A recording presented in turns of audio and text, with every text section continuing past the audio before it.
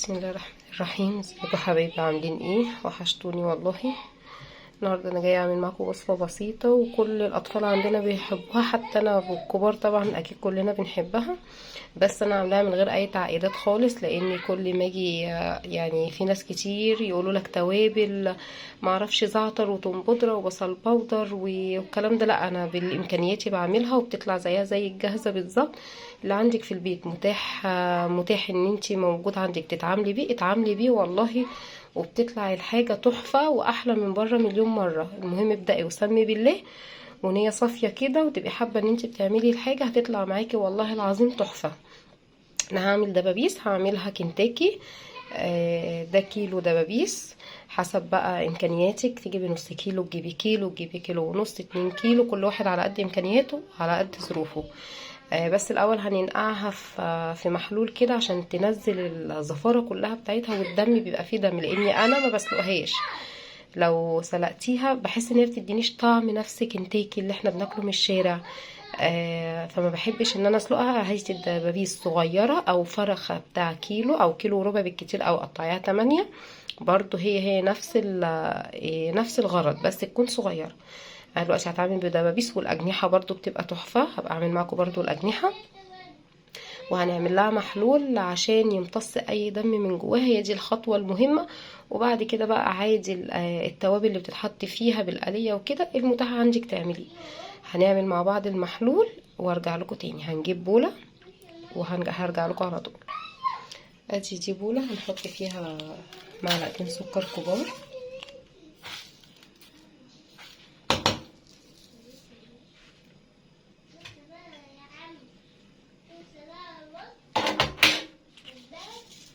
معلقتين ملح برضو كبار، دي عشان المعلقه صغيره. تمام.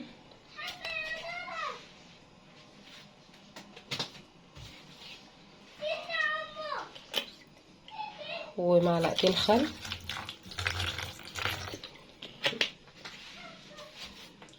وهنزود ميه بقى، يعني بتاع ازازه ميه كده، لتر ميه.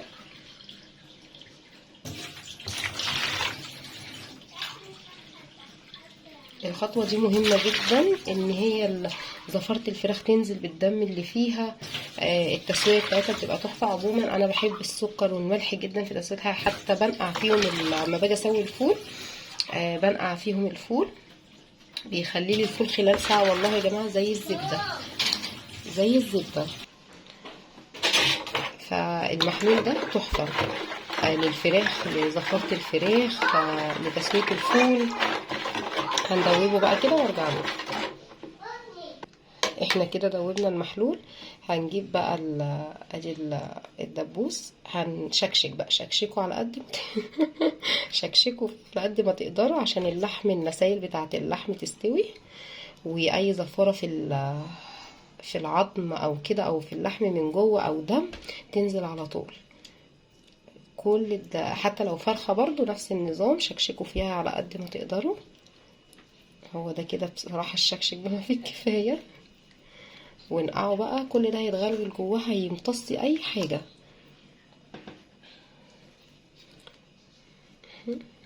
خلي بالكم بس عشان السكينه ما تجريش من ايديكم، لان الجلد بيبقى ناعم ما يزحلقش السكينه. بصوا الدم، وانا غسليها على فكره، يعني انا غسليها بليمون وكده. بصوا ده بقى مش هيخلي لكم فيها الكلام ده خالص. بتاكلوا حاجه نضيفه يعني. انا ولادي لو جابوها من بره بيبقى الدم من جوه كده في العظم، لا حاجه ونفس الطعم وعلى قد ايدك. يعني انت شوفي من بره الوجبه اساسا بتبقى اغلبيتها عظم، وبتجيبيها بكام. شوفي لما تعملي الكميه دي كلها وتعملي جنبها شويه بطاطس، كاتشب، بتبقى اساسا التوفير قد ايه. خلص بقى الكميه كلها وارجع لكم. يعني كده خلاص شكشكت، يعني طبعا المنظر باين، انا مش محتاجه اقول لكم انا عملت فيهم ايه. بصوا، يعني هم بصراحه يعني سويتهم، يعني انا سويتهم بحطهم على النار. المنظر باين اهو. انا كده عملتهم كلهم. هسيبهم بقى، هي كده كفايه قوي الميه عليهم، هما متغطين اهو. يبقى معلقتين سكر كبار ومعلقتين ملح ومعلقتين خل، كل دي معالق كبيره. ولازم نغرز الاجنحه كلها كده عشان المحلول ده يتغلغل جوه، يجيب الدم اللي بيبقى على العظم من جوه، ولو في اي زفاره في الجلد او في اللحم ننقعهم بقى يوم كامل يا ريت، اقل حاجه ساعتين. انا هنقعها بتاع ساعتين 3 لاني انا هشتغل فيها النهارده بس كده. ولما ابقى يجي بقى اطلعها من التلاجة ونعمل الخلطه بتاعتها عشان نقليها على النار هرجع لكم تاني. انا جيت بقى كده، انا نقعت الفراخ كده عدى عليها بتاع 4-5 ساعات. هنعمل بقى الخلطه بتاعتها. دي كوبايه دقيق، اقل يعني بمعلقه او معلقتين، انا مش هكتر عشان حرام بقيه الخلطه ان هي تترمي. اهي كوبايه بس، اقلب معلقه او معلقتين او معلقه ونص زي ما تحبوا يعني، زي اقلب حاجه بسيطه يعني. ادي كوبايه دقيق، ودي بتاع ربع كوبايه نشا برضو، ما رضيتش اكتر، ربع كوبايه نشا.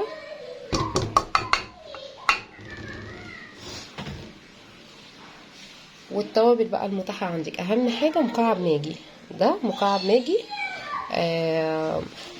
معلقه ملح، معلقه بيكنج باودر صغيرين، معلقه بابريكا، معلقه شطه، معلقه فلفل اسود. عندك زعتر، بتحبي الزعتر حطي.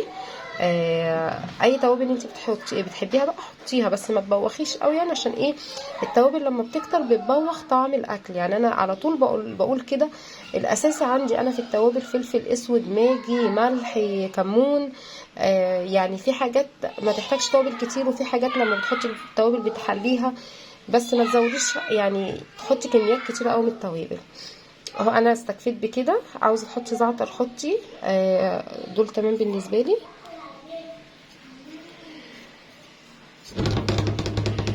بس وهنعجنهم بميه،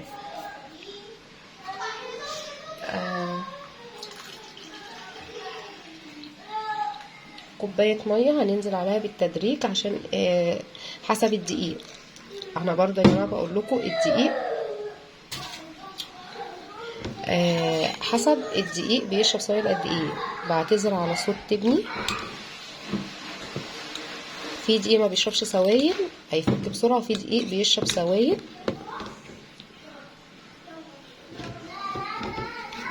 بسم الله الرحمن الرحيم.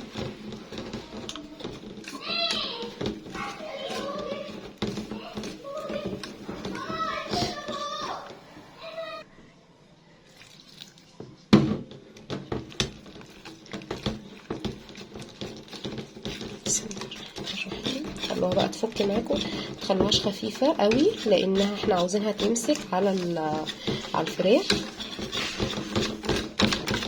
الميه كده اهي. الميه دي حسب الدقيق اللي احنا بنستعمله، كل دقيق بيختلف من عطار للتاني، كل كيس بيختلف. انواع دقيق كتير. خلوها كده زي عجينه البانكيك كده، نقطه بسيطه بس كده. هي ما خدتش كوبايه، هي خدت بتاع الكوبايه الا ربع. هي كده تمام قوي.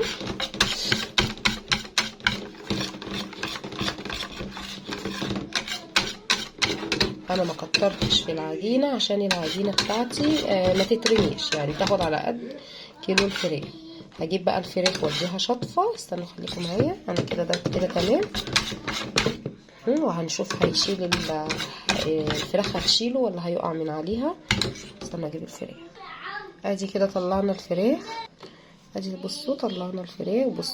بصوا الدم كله نطر منها ازاي. انا هاخدها شطفه كمان، سايباها 4 ساعات. بصوا لون الميه، وكل ما تسيبوها كل ما هتنطر كل اللي فيها. بس هي كده تمام، عشان انا هبتدي اشتغل بقى عشان ده الغدا. بصوا احنا هنضيف ازاي. هديها شطفه بقى واصفيها كويس وارجع لكم. ده على فكره دي عظمه مش دم، دي العظمه. هديها شطفه وارجع لكم. انا كده شطفتها شطفه حلوه وصفيتها، بقت بالمنظر ده. هنشيلها بقى كده على جنب. ده دلوقتي كيس. بصوا حطيت في كوبايه دقيق، نص كوبايه نشا، معلقه شطه، نص وحده ماجي، معلقه ملح، معلقه فلفل اسود، معلقه بابريكا. حطيت حاجه، حطيت رشه كبابه صيني. وبقى انا هزود حاجه،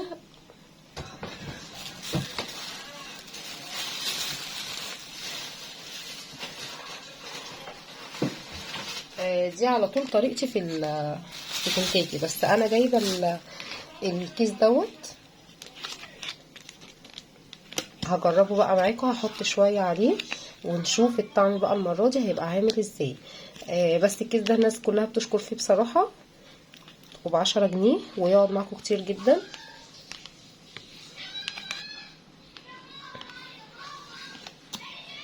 اهو بس. فانا بقى هحط معاكم شويه على الخليط اللي انا عملته وارجع لكم.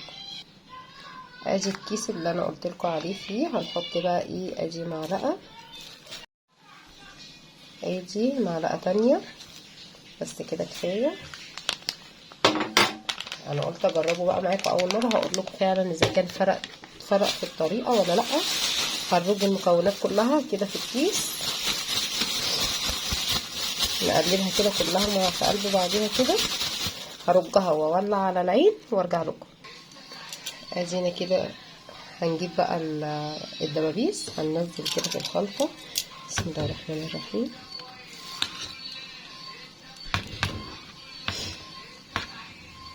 لا الخلطه يا جماعه تحفه ومظبوطه 100%. بصوا مسكت ازاي. اهم حاجه بقى ديت ظبط الخلطه دي، اوعوا تطلعوها خفيفه، هتقع من ولا تقيله قوي، عشان ما يبقاش برضو كده يعني ايه اللي انا عاوزه اوصله لكم، انك انتوا كانكم بتاكلوا عجين لما تيجوا تاكلوا كنتاكي. لا خلوها زي ما انا عاملاها كده. كده حطيناها في الكيس. هنعمل التانية، متخلوهاش تقيله قوي ان هي تيجي تستوي كده. ادي هي كده تاني واحده. بسم الله الرحمن الرحيم.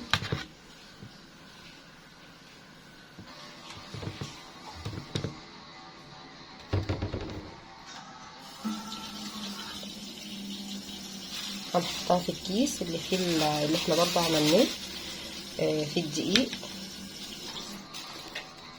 وادي التالتة، وفي النشا، وفي برضو التوابل، نفس التوابل اللي حطيناها على الخلطه دي، مع بقى اللي هو الكريسبي المقرمش ده اللي انا جبته اجربه معاكم. ما جربتوش خالص، انا دي طريقتي اللي بعتمدها في كنتاكي، بس قلت نضيف معلقتين ونشوف الطعم. بصوا يا جماعه الخلطه، انتوا كده لما تيجوا تاكلوا وحده الفراخ، مش هتحسوا ان في ريق شايله حاجه تقيله. لما تبقى العجينه انتوا متقلينها هتحسوا كده ان هي معجنه من تحت. فاظبطوا، الله يخليكم اظبطوا الخلطه. بصوا هي كده اهو في الكيس. هنرج بقى بيهم الكيس وارجع لكم تاني. اهي هنا كده في الكيس هنرج.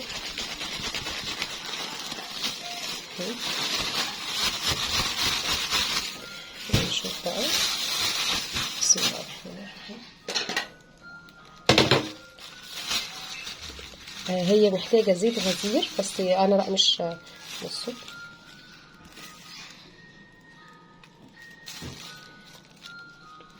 بسم الله الرحمن الرحيم.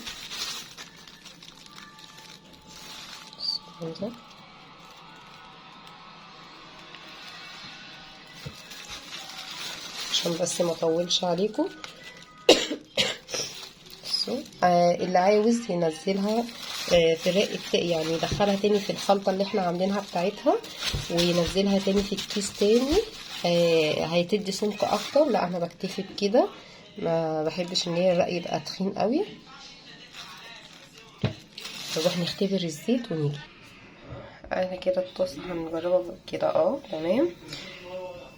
بسم الله الرحمن الرحيم.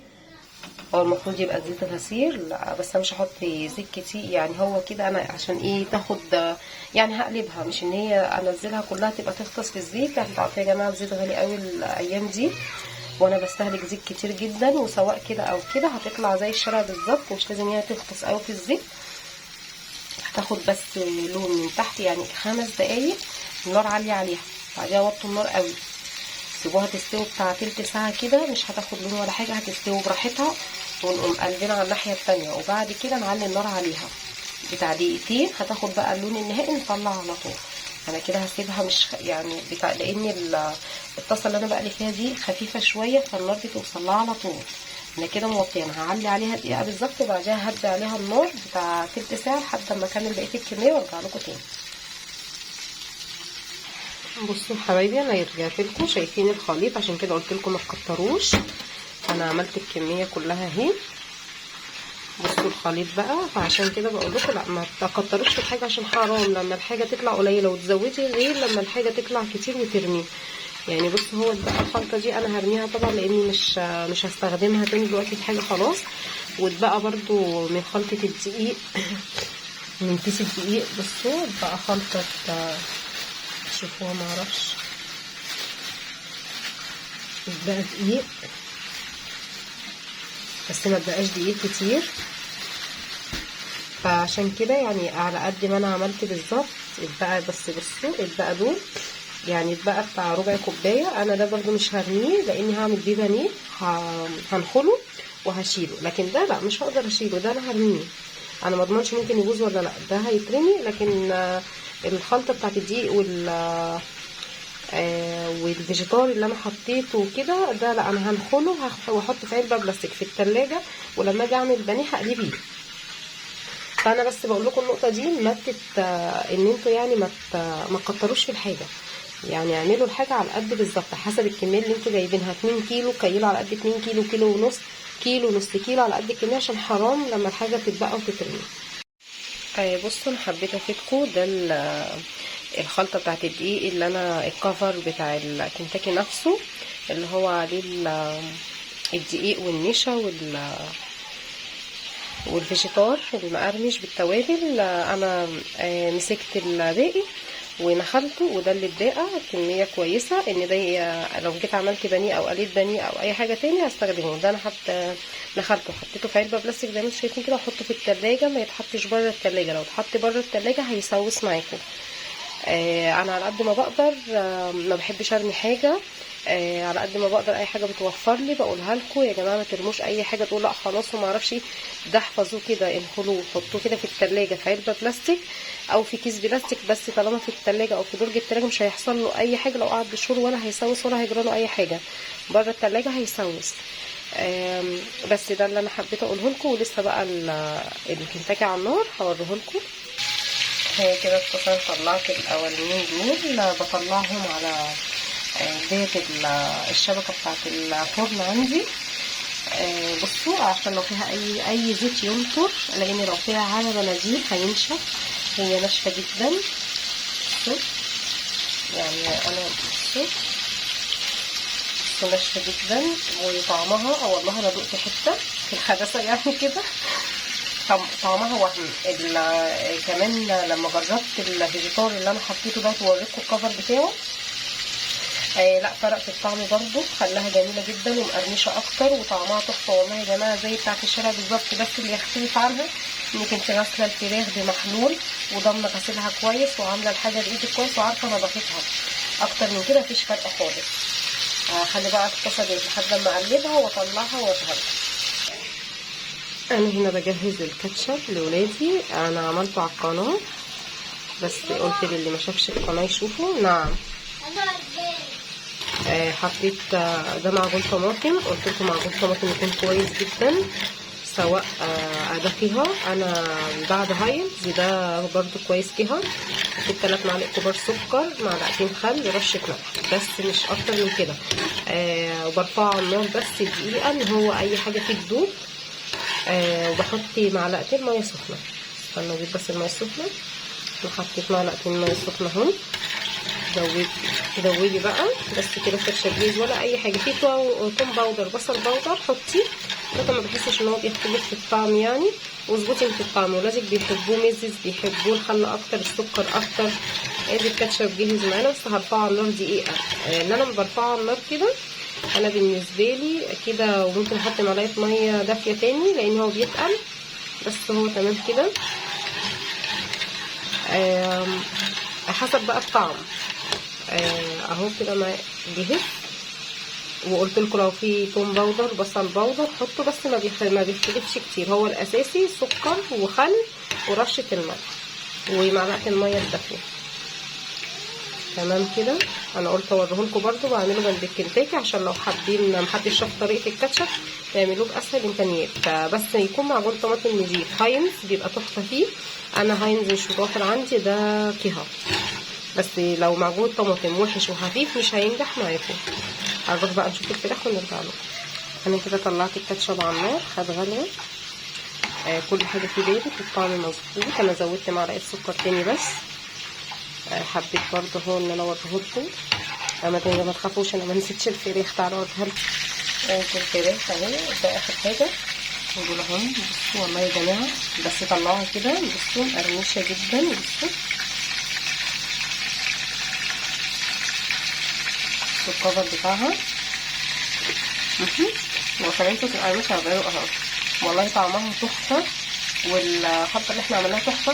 وهفتحها لكم بقى من جوه، ولا شايله عجينه ولا الهوا ولا كاني نزلناها في خليط ولا اي حاجه. في طرق ان انت بتعملي الخلطه دي تيجي تاكليها تحسي ان انت بتاكلي عجينه قبل ما توصلي للحم.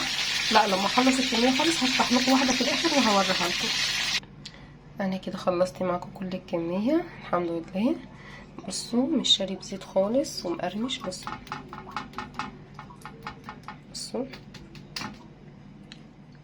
والزيت بصوا حتى مش شربش زيت كتير، لا يعني كميه قليله قوي. يعني انا كنت حاطه ازيد بس شويه من الكميه دي.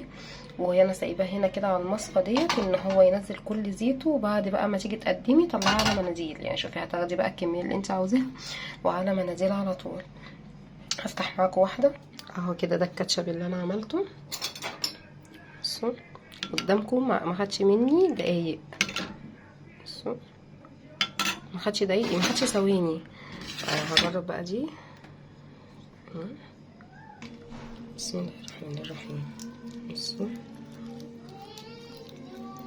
بصوا مستويه من جوه خالص ازاي، شايفين؟ ومفيش دم ولا في اي حاجه. بصوا القرمشه، بصوا والله كانه هو كنتاكي بالظبط وحياه ربنا. بصوا بنفس اللون بكله. بصوا مستويه خالص ازاي، ونفس الطعم واحلى بس انضف. وانت حاجه عاملاها في البيت وضمناها نفس الطريقه ونفس الطعم، بس انت ضامنه الفراخ وغسلها ازاي ومنزله زفرتها وكل حاجه فيها احسن من شامل مليون مره واوفر كتير. فيا رب يكون الطريقه عجبتكم. وبس كده هوريكم بقى ده كده خلاص. وريتها لكم اهي من جوه ومن كله. وادي الكاتشب اهو. وده كل انا لازم برضو تطلعوها على مصفى كده، مصفى اللي هي مخرمه عادي على شبكه عادي ان هي تنزل كل اي بواقي زيت. بعد كده عند التقديم، بصوا عند التقديم على مناديل تطلعوها بقى على، بصوا على مناديل. وبألف هنا وشفا. يا رب تكون الطريقه عجبتكم. متنسونيش بدعاء وتشتركوا في قناتي ولايك وشير. لا اله الا الله. باي باي.